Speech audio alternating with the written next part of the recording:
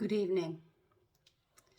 It's been many weeks since my last reading, and I can't quite remember what the last reading was, but many weeks have gone by, and lots of things have happened in my life, and I'm sure it's happened in yours too. I'm currently extremely busy. I teach in the morning, I'm a therapist during the day, and I have a job in the evening now to make ends meet. I know that I'm not the only one right now. I know that there is a lot going on in the world. Over the last several weeks, actually even months, I have increasingly found an impending sense of crisis, worry, not just in my own sphere, but even globally. And just when I thought that we were turning a corner, it seems that we haven't quite got to the corner yet. My message today is that we will turn the corner, but before we get there, there will be many, many tests ahead. And I don't need to reel off what's happening in the world right now.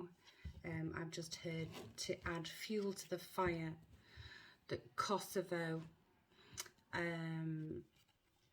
there's some tensions in Bosnia again, and that it appears that Kosovo may be becoming belligerent in Pristina, in the east of Europe. So there's a lot of global threats of war. There are lots of global crises. The food crisis, which is the next one. Hunger Games. This is Hunger Games. And how we navigate those Hunger Games is very much dependent on how we as individuals conduct ourselves. We need to be mindful that in order for Hunger Games to become the source of complete devastation around the world, we have to engage in that. And by this I mean that whilever we are focused on what is outside of us, whilever we are focused on pointing the finger at others and blaming others for our situation, we are not focusing on solution. And solutions come when we work together, when we stick together, and we recognise ourselves in every one that we meet. Every one of us is a tiny spark of God. Every one of us have trillions of cells in our body. 70% of those cells are made of water.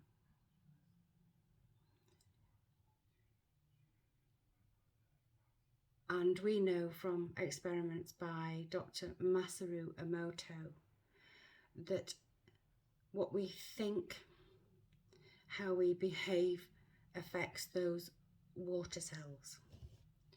Now, a few years ago, I did a video on Facebook about Masaru Emoto and his findings with his water experiment, and I may well do a post about this to explain further. But today, because I haven't been on for a long time, and because we are fast approaching Lionsgate, We need to pull ourselves together. We need to live more in the present moment. And what I mean by the present moment is this. If you live in your head and you are constantly worried about something that hasn't happened yet, or you're worried about not being able to put food on the table next month, next year, what we can say is, if it's something that you're worried about that is in the future, it hasn't happened yet. Therefore, in your head, you are living in the future. If you're still worried or preoccupied with something that has happened in the past, you are not living in the present moment. You are constantly living in the past. If you live for today, in the present moment, moment by moment, and you are aware of these incoming calls, you will quite quickly learn to catch these thoughts and to decipher whether it's present, past, or future. The past is gone. The future does not exist. We, as a collective, haven't written it. What we are experiencing now is the culmination of collective attitude. What we think about, we bring about. I have come across a lot of criticism for being a little bit too full of love and airy-fairy and living in cloud cuckoo land. I have to tell you that this is a science-based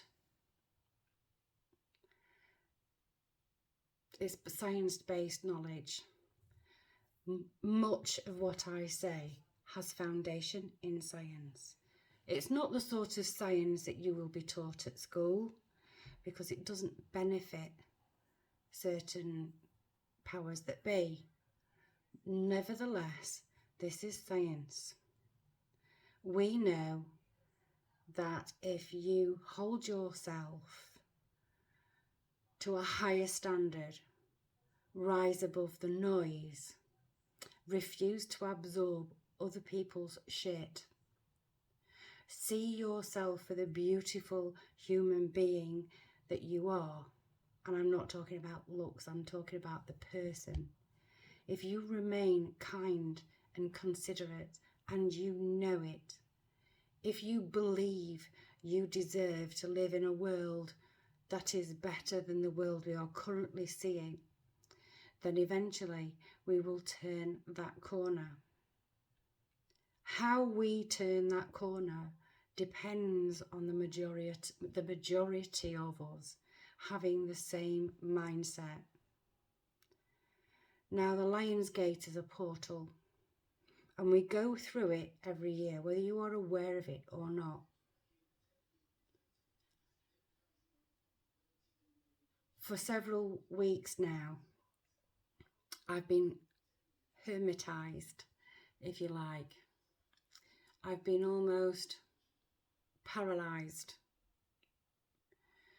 by the visions that I've had of the carnage that we are wading through. And that makes it very, very difficult to see above it, to remain in a higher vibration, to hold the light,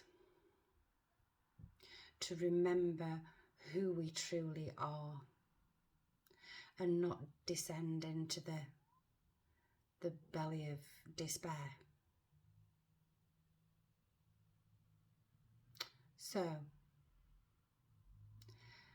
my intention, if I am not exhausted over the next few weeks, is to try and bring to you some knowledge, some hopefully wisdom, hopefully something that you can take something that you feel is something that you can take with you, something that you can hold on to, a little bit of light, and be able to grow that light within you, yourself, in the face of true adversity. So today, I wanted to start off with a postcard from Spirit. Now, more than ever over the last few weeks, Reiki has become foremost in my go-to tools in my toolbox. I have sent Reiki many times around the world. I have sent Reiki many times to the planet. And today I've sent Reiki to these cards, so that when the cards that come out, the cards that will be read, will be for our highest good and the highest good of all. Now, I'm not sure whether it's a message that you want to hear, but I know for sure that whatever message comes out will be a message that we all need to listen to, not just hear, listen to, and take positive action.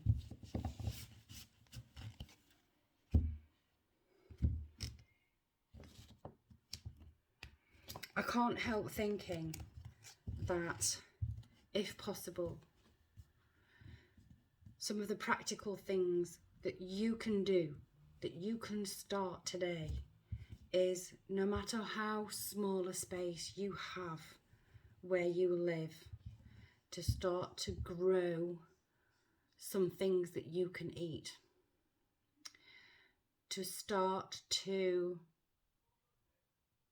adjust your mind from believing that you need all the things that we don't necessarily need, to start making do with what we have, and to try to be as frugal as possible. Of course, if you've got plenty of money, good for you. If it's not a worry to you, then thank goodness that some of us are still facing an easier time. And if you have nothing, there will always be something that you can push forward, you can pass forward. Even if it's just a kind word, a smile, some compassion and empathy.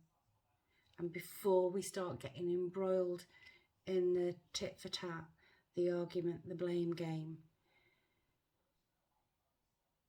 just think again, because the Hunger Games are going to start, and when people are hungry, they behave irrationally, and we need to remain rational right now and into the future. But we are heading towards a corner, and what is around that corner is dependent on the majority of our attitudes. We've had it good for a long time, and nothing lasts forever.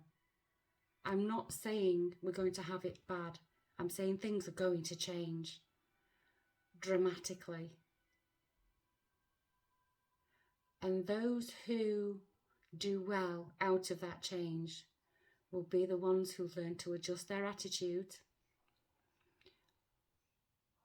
will be the ones who are steadfast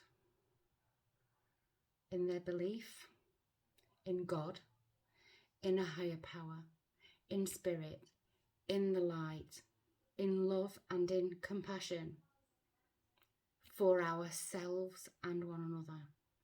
So, let me read this postcard from Spirit that came out. Dearest you, a rigid tree branch breaks under strong winds, yet flexible seaweed survives powerful ocean swells. Right, a rigid tree branch breaks under strong winds.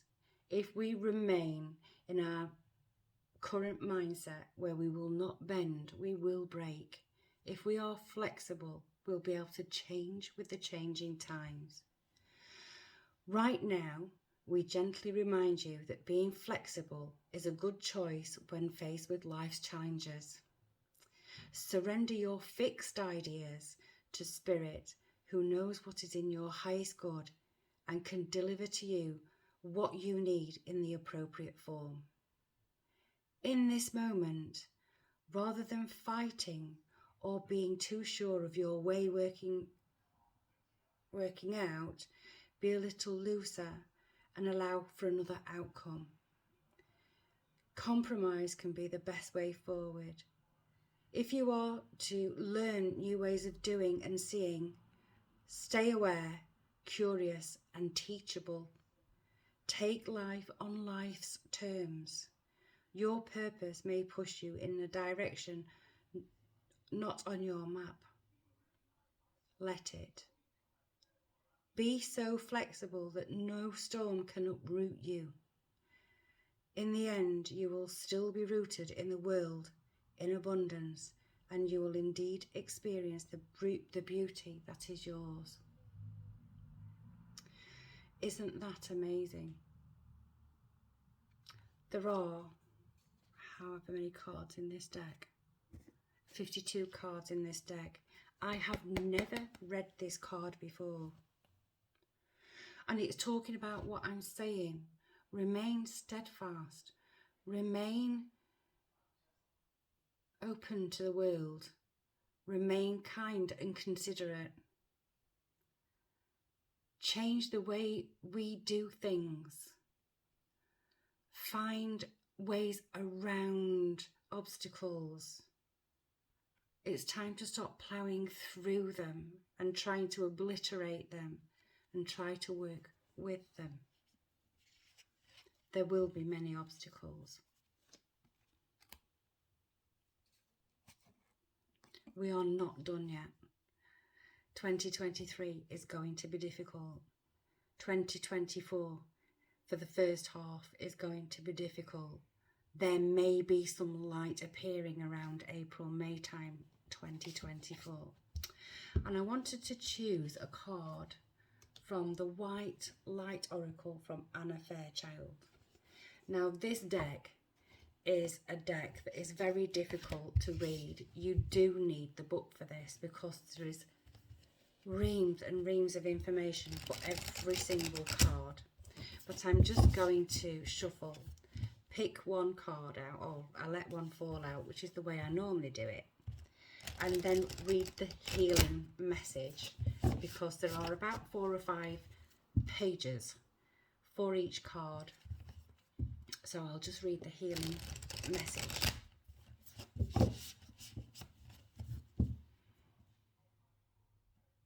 I believe we have a full moon on the 2nd of August. I think it's the 2nd of August. I think it's the 2nd of August. Don't quote me on it. We need to start clearing out. We need to start clearing out the clutter of the mind, and we need to start doing it literally as well as metaphorically. Start rooting through those cupboards. You know those cupboards that we've all got where you throw things in and you shut the door quick before it all falls out on top of you? Start to clear out those cupboards, because you are going to find something that you've forgotten that you had in those cupboards that is going to come in very useful in the next few months. Might even come in useful now. Stop buying. Stop consuming stuff you don't need. Because in those cupboards, those clutter cupboards, there are things that you can make. there are things that you can restore and use.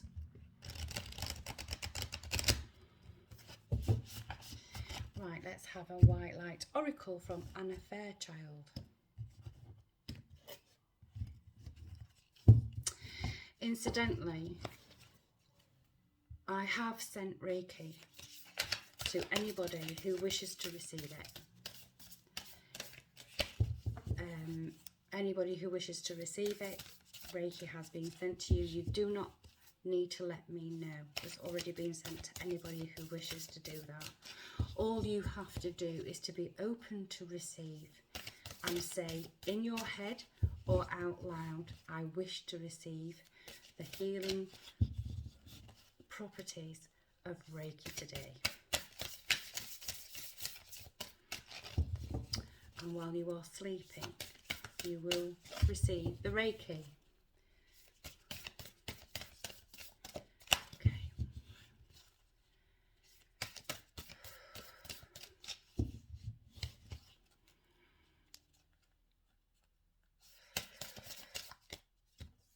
Okay, we have Sovereign Queen Maeve. Sovereign Queen Maeve. Number 40. Where's the book? Oh, it's here. Number 40.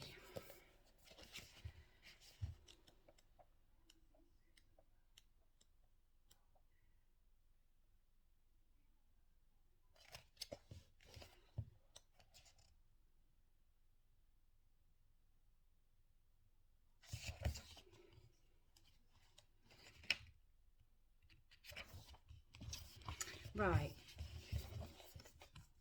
Sorry about that. Value what is sacred to you by protecting it from interference, even that which may be well intentioned.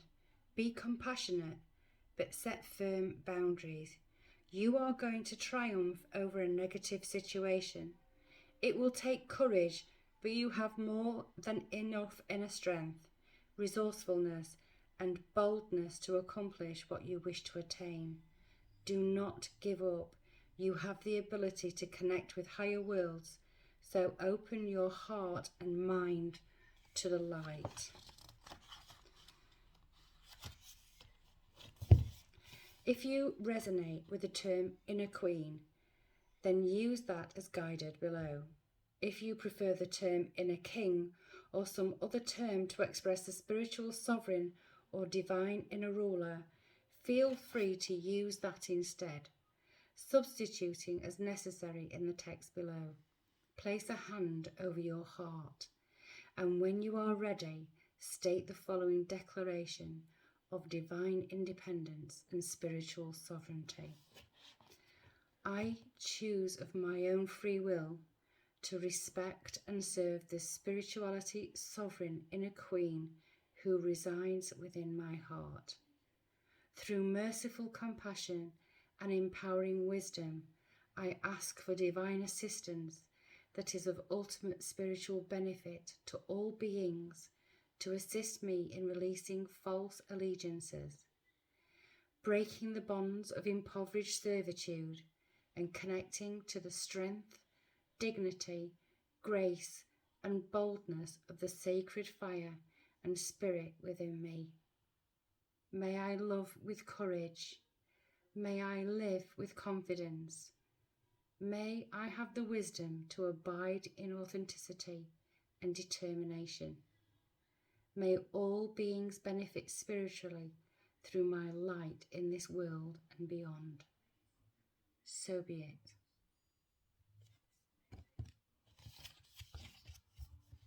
And there, my friends, is your reading for today.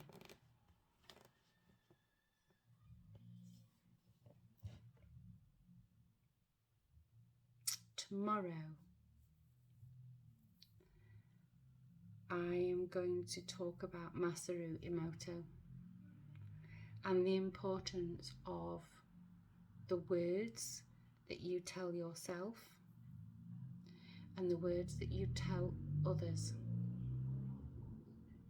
and how that creates disease, of the mind, dis-ease in the mind, and disease in the body. For now, take care and be kind. Bye-bye.